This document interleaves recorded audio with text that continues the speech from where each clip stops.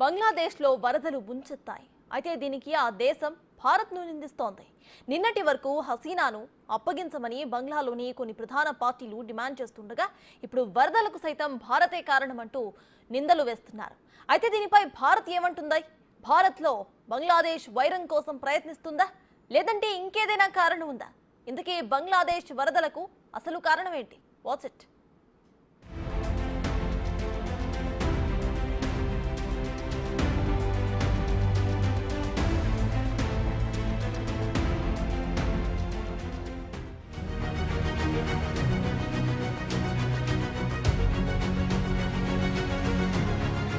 బంగ్లాదేశ్లో షేక్ హసీనా ప్రభుత్వం కూలిపోయి సైన్యం ఆధ్వర్యంలో మహమ్మద్ యూనస్ నేతృత్వంలో కొత్త తాత్కాలిక ప్రభుత్వం ఏర్పాటైన తర్వాత భారత్తో సంబంధాల్లో మార్పు వచ్చింది.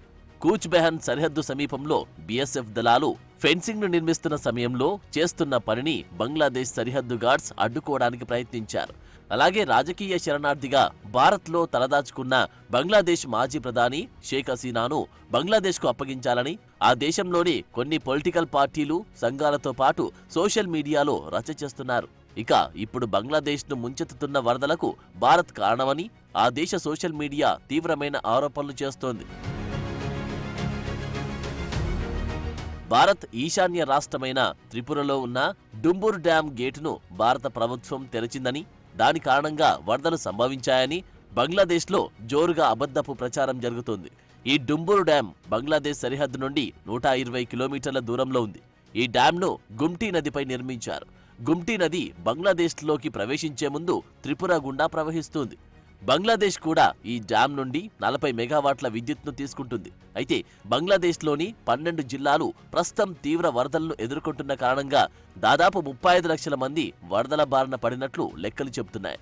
ఇప్పటి వరకు పదుల సంఖ్యలో ప్రజలు ప్రాణాలు వరద పాలయ్యాయి. బంగ్లాలో వరదలకు ఇప్పుడు చాలా మంది తాత్కాలిక ప్రభుత్వానికి చెందిన నాయకులు బంగ్లాదేశ్ నేషనలిస్ట్ పార్టీకి చెందిన ఖలీదా జియా భారతదేశాన్ని నిందిస్తున్నారు. బంగ్లాదేశ్ మంత్రి నహీద్ ఇస్లాం కూడా హెచ్చరిక లేకుండానే భారత్ పెద్ద మొత్తంలో నీటిని విడుదల చేసిందని, ఇది బంగ్లాకు పెద్ద సమస్యగా మారిందని అంటున్నారు. భారత ఉద్దేశపూర్వకంగానే ఇలా చేసిందని బీఎన్పీ నేతలు చెబుతున్నారు. భారత్ బంగ్లాదేశ్ ప్రజల గురించి ఏమాత్రం పట్టించుకోరని ఆరోపిస్తున్నారు. రాజకీయ సంక్షోభంలో ఉన్న బంగ్లాదేశ్లో భారత వ్యతిరేక భావాలు ఇటీవల మరింత పెరిగాయి. బంగ్లాదేశ్లోని ఒక వర్గం ప్రజలు హసీనా అధికారంలో ఉండడానికి భారతదేశం సహాయపడిందని నమ్ముతారు. ఇలాంటి వారే ఇప్పుడు తప్పుడు సమాచారాన్ని కూడా వ్యాప్తి చేస్తున్నట్లు తెలుస్తుంది. అయితే ఈ పరిణామాన్ని గమనిస్తున్న బంగ్లాదేశ్లోని తాత్కాలిక ప్రభుత్వం మౌనం వహిస్తోంది. అయితే బంగ్లాదేశ్ ఆరోపణలపై భారత ప్రభుత్వం ఒక ప్రకటన విడుదల చేసింది. బంగ్లాదేశ్లో పరిస్థితి పట్ల విచారం వ్యక్తం చేస్తున్నామని, అయితే త్రిపురలోని గుమ్టీ నదిపై డుంబుర్ డ్యాం తెరవడం వల్ల ఈ పరిస్థితి తలెత్తలేదని భారత విదేశాంగ మంత్రిత్వ శాఖ పేర్కొంది. సరిహద్దుకు ఈ డుంబుర్ డ్యాం చాలా దూరంలో ఉంటుందని తెలిపింది. పైగా ఈ డ్యాం ఎత్తు తక్కువగా ఉంటుందని వెల్లడించింది. ఈసారి గుమ్టీ నది చుట్టూ భారీ వర్షాలు కురిశాయని, దాని ఫలితమే ఈ వరదలని విదేశీ వ్యవహారాల మంత్రిత్వ శాఖ తెలిపింది. అయితే త్రిపురలో కూడా చాలా చోట్ల వరదలున్నాయన్న విషయాన్ని గుర్తుకు చేసింది. లోతట్టు ప్రాంతాల్లోకి నీరు చేరడంతో వరదలు వస్తున్నట్టు తెలిపింది. ప్రస్తుతం త్రిపురలో 151% ఎక్కువ వర్షపాతం నమోదైనట్లు తెలుస్తోంది. భారీ వర్షాల వల్ల త్రిపురలోనూ భారీ వరదలు సంభవించాయి. ఇప్పటి వరకు 34,000 మందిని సురక్షిత ప్రాంతాలకు తరలించారు. ఏకదాటిగా కురుస్తున్న వర్షాలతో కొన్ని చోట్ల కొండ చర్యలు విరిగిపడడం, నీటిలో కొట్టుకుపోవడం వల్ల 9 మంది ప్రాణాలు కోల్పోయారు. రాష్ట్రంలోని పలు నదులు ప్రమాదకర స్థాయిని దాటి ప్రవహిస్తున్నాయి. గోమతి నది అత్యంత ప్రమాదకర స్థాయిని దాటింది. బంగ్లాదేశ్లోని 6 జిల్లాలో వరదల కారణంగా దాదాపు 18 లక్షల మంది ప్రజలు ప్రభావితమయ్యారు. మీడియా కథనాల ప్రకారం డుంబుర్ డ్యాం విషయంలో కేవలం తప్పుడు ప్రచారం జరుగుతుందని త్రిపుర విద్యుత్ శాఖ మంత్రి రతన్ లాల్ నాథ్ కూడా అన్నారు. గుమ్టీ నది ఆనకట్టపై గేటు ఏర్పాటు చేయలేదని, డ్యాంలోని నీరు రిజర్వాయర్ గరిష్ట నీటి సామర్థ్యాన్ని మించి ఉంటే అది గేట్ నుండి స్వయంచాలకంగా ప్రవహిస్తుందని తెలిపారు. నీటి మట్టం తగ్గినప్పుడు గేట్లు ఆటోమేటిక్గా మూసుకుపోతాయని అన్నారు.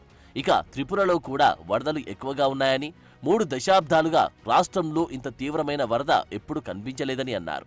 భారత్ బంగ్లాదేశ్లు 54 ఉమ్మడి సరిహద్దు నదులను పంచుకుంటున్నాయని, నదీ జలాల సహకారం మన ద్వైపాక్షిక ఒప్పందంలో ముఖ్యమైన భాగమని భారత్ పేర్కొంది. ద్వైపాక్షిక సంప్రదింపులు, సాంకేతిక చర్చల ద్వారా నీటి వనరులు, నదీ జలాల నిర్వహణలో సమస్యలు, పరస్పర ఆందోళనలు పరిష్కరించడానికి తాము కట్టుబడి ఉన్నామని తెలిపింది.